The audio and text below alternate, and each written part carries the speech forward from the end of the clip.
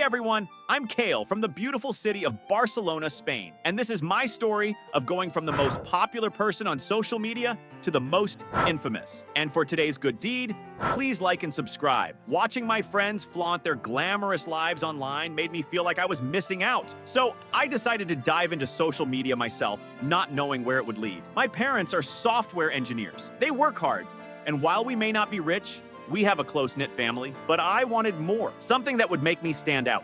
In the beginning, I was as clueless about Instagram as a fish is about flying. I vividly remember my first encounter with it. I thought it was just a digital photo album, so I uploaded an old school picture of myself, thinking it was going to be a hit. The result? One like, and guess what? It was from me. Epic fail. But then, it hit me. Instagram could turn you from a nobody to a superstar. So, I decided to dive in and started making videos. And oh boy, were they cringeworthy! Imagine a teenager attempting a dance challenge with the coordination of a flailing octopus. But to my surprise, some of those cringe-tastic videos actually took off. I still remember my fourth reel hitting 104 views. Yes, 104! I was over the moon. My mom was probably worried about my sanity at that point. As I started figuring out how Instagram worked, I became obsessed with hashtags and filters. I was experimenting with every trend, trying to be the next big thing. Soon, I began collaborating with my friends on videos. We were the ultimate squad. Just imagine a group of teenagers trying to create viral content while juggling homework and awkward dance moves. Every time we posted, it felt like we were releasing a blockbuster movie. Our goofy skits and over-the-top challenges started gaining traction, and the likes and follows just kept rolling in. My follower count began skyrocketing, and suddenly, I felt like I was finally part of the cool crowd. I was even getting messages from people asking to collaborate with me. It was like being invited to the VIP section of social media. I had gone from zero to hero in what felt like no time. I got so caught up in my Instagram fame that my studies took a serious nosedive. I was so engrossed in creating content and watching my follower count climb that focusing on schoolwork was the last thing on my mind. I even forgot my roll number, which is saying something. It wasn't like I completely stopped going to school. I still showed up, but only about once or twice a month. And when I did go, it was usually just to catch up on filming and brainstorming for new videos. My obsession with Instagram meant I was constantly thinking about the next big thing. One day, my friend Frenchie and I cooked up an idea for a prank video that would involve our teachers. We thought it would be hilarious to call all our teachers by their first names instead of their titles. We were sure it would be a hit, so we planned everything down to the smallest detail. We hid cameras around the classroom and got into position. As soon as the bell rang, we went into action. I called out to Mr. Johnson as Steve and Ms. Roberts as Linda, while Frenchie played along with his own set of funny names. The reactions were priceless. Our teachers were a mix of confusion, shock, and mild irritation.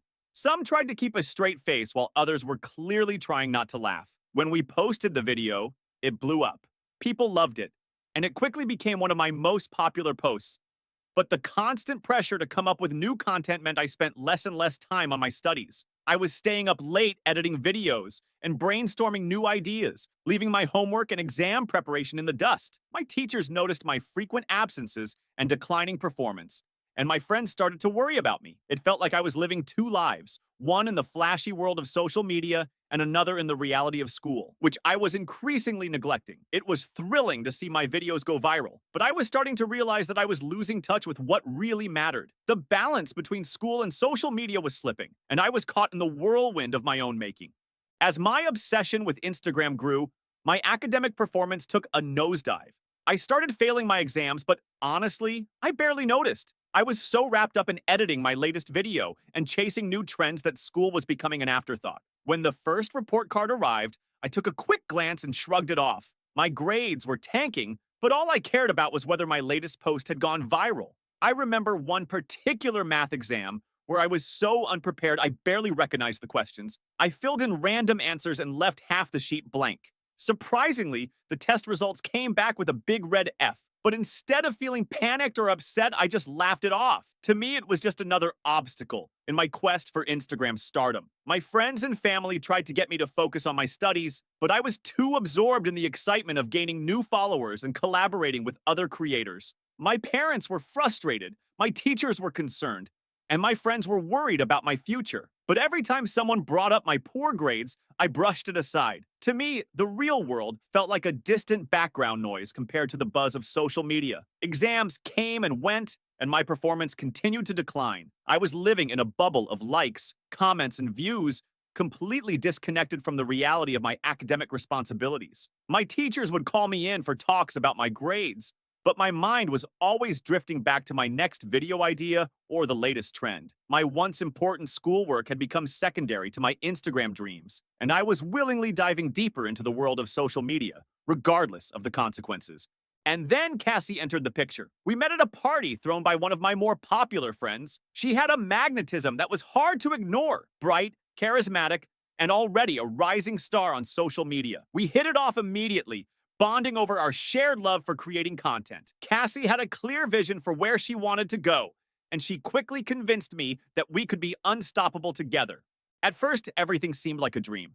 Cassie and I were inseparable at social events, and our collaboration videos were taking off. She had this electric charm that made every video pop, and I thought we were on the verge of becoming the ultimate social media power couple. But as time went on, something started to feel off. Cassie's enthusiasm seemed to fade, and our once fun collaboration felt more like a scripted performance. She began pushing for more outrageous content, things that I wasn't entirely comfortable with. I brushed it off, thinking she just had a knack for grabbing attention. Then came the turning point. Cassie suggested a harmless prank for one of our videos, and I reluctantly agreed. The prank involved making some ridiculous accusations in a story, something that seemed innocent enough at the time. But before I knew it, the story had gone viral, and it was anything but harmless. Cassie had spun a web of false accusations about me, and the backlash was swift and brutal. The next thing I knew, my notifications were exploding with angry comments, and my follower count was plummeting. I tried to defend myself, but it was like shouting into a hurricane. Cassie's followers, now riled up by the drama,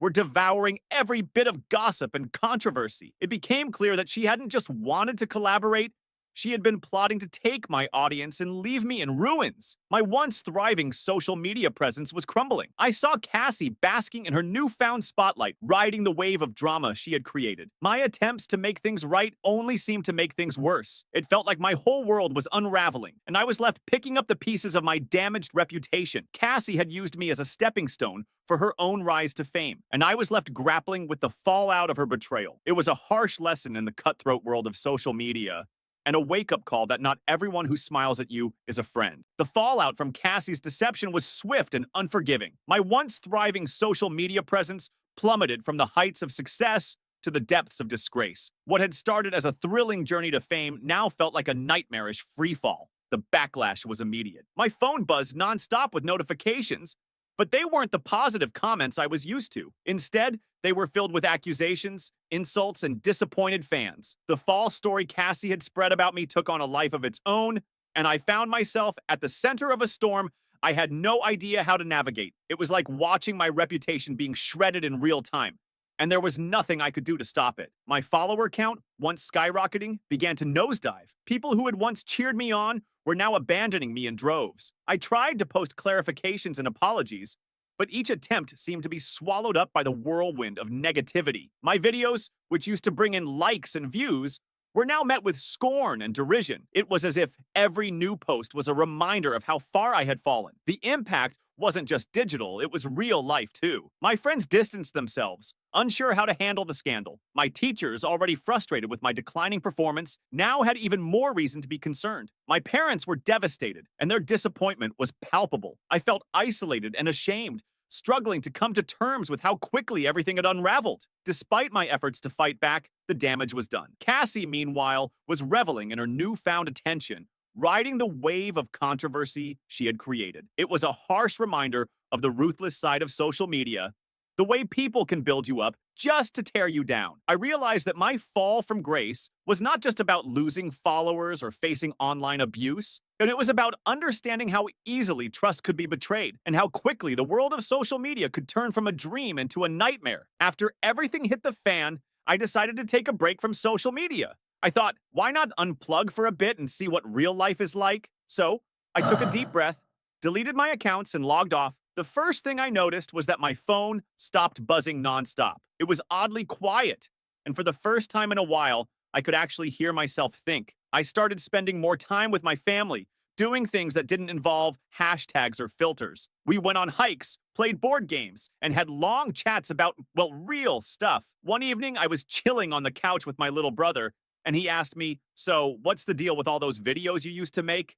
I laughed and said, "You know what? I think I was living in a bit of a bubble. It was like I was starring in my own reality show. But the script was written by a bunch of likes and comments." As I spent more time away from social media, I realized how wild and unreal it all was. It's like I was in a never ending episode of a show where the plot twists were just about getting more followers. I thought to myself, taking a break was tough, but it made me see that none of that online stuff was as real as it seemed. So I started to focus on the things that actually mattered: family, friends, and just enjoying life without the pressure of an online persona. Fast forward a few months after I'd left social media, and I decided to sneak back in with a private account just to see what was going on. I wasn't ready to jump back into the spotlight, but I was curious about how things had changed. Scrolling through my feed, I couldn't believe my eyes. The drama I had once been at the center of had shifted focus. Cassie was now in the hot seat. It seemed like everyone had finally caught on to her scheming ways. The same people who had once rallied against me were now turning their attention to Cassie. Her carefully crafted image was crumbling faster than a house of cards. Posts and stories were popping up, exposing Cassie's true nature, how she had manipulated and deceived others just like she had with me. The backlash was intense, and the comments were filled with anger and disappointment.